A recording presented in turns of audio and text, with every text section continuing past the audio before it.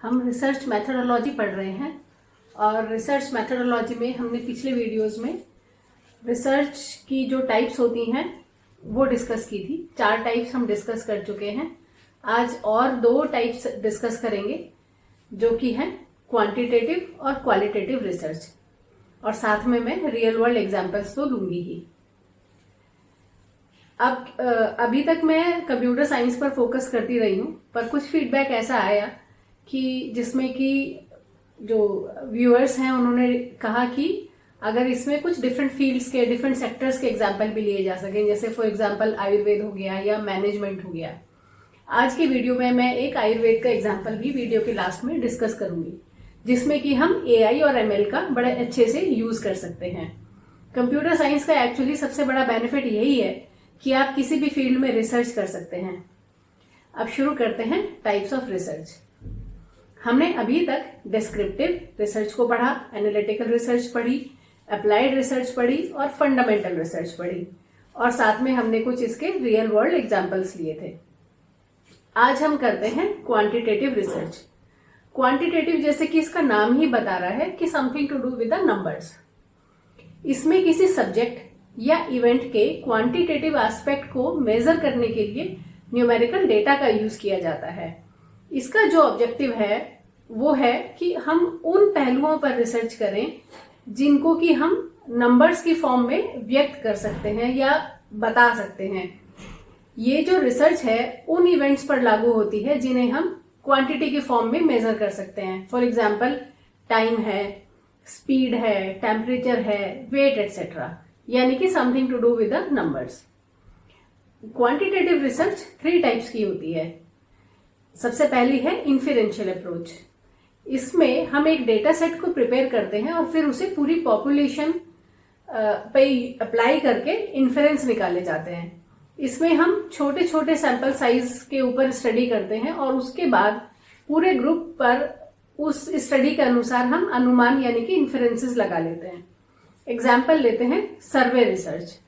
सर्वे research में क्या होगा कि हम कुछ लोगों का सर्वे कराएंगे, उनसे उनके व्यूज लेंगे, सर्वे में कुछ क्वेश्चनरी पूछेंगे और उसके जो रिजल्ट्स आएंगे उसके आधार पर हम पूरे ग्रुप के बारे में कंक्लूजन निकाल सकते हैं। दूसरी टाइप होती है इसमें एक्सपेरिमेंटल अप्रोच। एक्सपेरिमेंटल अप्रोच में एक्सपेरिमेंट्स किए जाते हैं और रिसर्चर का रिसर्च एनवायरनमेंट पर ज्यादा कंट्रोल होता है। इसमें रिसर्चर कुछ वेरिएबल्स को मैनिपुलेट करता है और ये देखता है कि क्या उन मैनिपुलेटेड वेरिएबल्स का दूसरे वेरिएबल्स पर कुछ अफेक्ट पड़ता है या नहीं। फॉर एग्जाम्पल हम ये देखना चाहें कि किसी नई मेडिसिन का हेल्थ पर क्या इम्पैक्ट आ रहा है, तो इम्पैक्ट हम इसमें चेक करते हैं। थर्ड टाइप होती है सिमुलेशन अप्रोच। सिमुलेशन अप्रोच में हम आर्टिफिशियल इन्वायरमेंट तैयार करते हैं जिससे कि इंफॉर्मेशन और डेटा जनरेट किया जा सके। इसमें किसी सिस्टम या सब सिस्टम के डायनेमिक बिहेवियर की स्टडी की जाती है और वो भी कंट्रोल एनवायरनमेंट में। फॉर एग्जाम्पल हम ये देखना चाहते हैं कि इंटरनेट की बैंडविड्थ और डाउनलोड स्पीड के बीच में क्या कोई रिलेशनशिप है। तो ये जो रिलेशनशिप की स्टडी है ये सिमुलेशन अप्रोच में आ जाएगा। अब जैसे कि मैंने आपसे कहा था कि मैं एक आयुर्वेद का एग्जाम्पल भी लूंगी, अब हम सिमुलेशन अप्रोच को आयुर्वेद के एग्जाम्पल से समझते हैं। ऑब्वियसली कंप्यूटर साइंस यानी कि AI ML का यूज इसमें रहेगा ही। आयुर्वेद में रिसर्च हो सकती है कि जो आयुर्वेदिक जड़ी बूटियां हैं उनका क्या नींद के ऊपर कुछ असर हो सकता है, ये एक सिमुलेशन स्टडी हो सकती है। फॉर एग्जाम्पल रिसर्चर ये जानना चाहता है कि अश्वगंधा, ब्राह्मी, जटामांसी जैसी आयुर्वेदिक जड़ी बूटियां क्या नींद की क्वालिटी पर असर डालती हैं। तो सीधे अगर हम इसको इंसानों के ऊपर टेस्ट करेंगे उसमें टाइम लगेगा और एथिकल अप्रूवल भी चाहिए होगा, जो अगेन टाइम टेकिंग होगा, और कुछ इसमें क्लॉजेस, रूल्स एंड रेगुलेशन भी होंगे। इसलिए रिसर्चर अपने काम को आसान करने के लिए सिमुलेशन बेस्ड रिसर्च मेथोडोलॉजी को यूज कर सकता है। इसमें कंप्यूटर पर ही इनके असर को प्रिडिक्ट और एनालाइज कर सकते हैं। अब अगर हम स्टेप्स की बात करें तो सबसे पहले डेटा कलेक्ट करेंगे, यानी कि पहले से जो मौजूद रिसर्च पेपर है, क्लिनिक टेक्स्ट है, वहां से हम डेटा निकाल लेंगे कि कौन सी जड़ी बूटी कितनी डोज में कितने टाइम तक कितना असर दिखाती है। ये सब जब हम कलेक्ट कर लेंगे तब हम हार्ट रेट वेरिएबिलिटी और EEG के पुराने डेटा को भी स्टडी करेंगे। फिर हम सिमुलेशन मॉडल बनाएंगे। सिमुलेशन मॉडल में हम अगेन कंप्यूटर साइंस यूज करेंगे, जो कि ये प्रिडिक्ट कर पाएगा कि जड़ी बूटियां शरीर में कैसे काम करेंगी।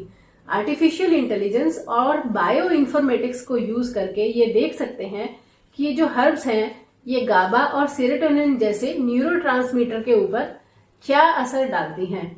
इसमें सिमुलेशन के लिए टूल्स होते हैं, कुछ रेडीमेड टूल्स आते हैं जैसे कि मैटलैब है या पाइथन के भी टूल्स हैं, उसको यूज कर सकते हैं। फिर जब हमारा ये सिमुलेशन यानी कि प्रोग्राम रेडी हो जाएगा तब हम इसको अलग अलग सिचुएशन के ऊपर टेस्ट कर सकते हैं, रन कर सकते हैं। फॉर एग्जाम्पल हमने इन मेडिसिन का या जड़ी बूटियों का कॉम्बिनेशन लिया, डोज ली, उसको लेने का समय जैसे कि सुबह वर्सेस रात, इस तरह से अलग अलग हम परमुटेशन कॉम्बिनेशन ट्राई करके ये देख सकते हैं कि ये जड़ी बूटियां मेलेटोनिन यानी कि नींद हार्मोन बढ़ाती हैं या नहीं। और फिर फाइनली हमारा रिजल्ट एनालिसिस आ जाएगा जिसमें कि सिमुलेशन के डेटा के पहले किए क्लिनिकल ट्रायल्स को हम कंपेयर करेंगे और ये निकाल कर दिखाएंगे कि जो हर कॉम्बिनेशन है क्या और उसका जो सही डोज है वो क्या है।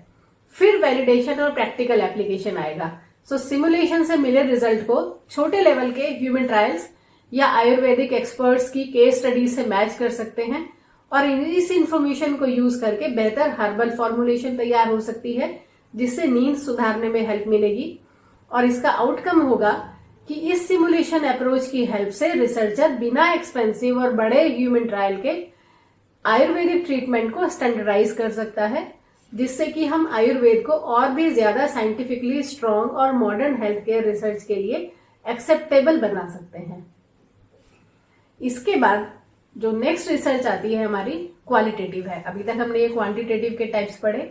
क्वालिटेटिव अगेन जैसे कि इसका नाम बता रहा है something to do with quality, यानी कि जो लोग हैं उनके क्या एटीट्यूड्स हैं, ओपिनियंस हैं, बिहेवियर्स हैं, इस सबको हम गहराई से इवेलुएट अगर करना चाहते हैं तब क्वालिटेटिव यूज होगी। इसमें नॉन क्वांटिटेटिव इंफॉर्मेशन पर फोकस होता है।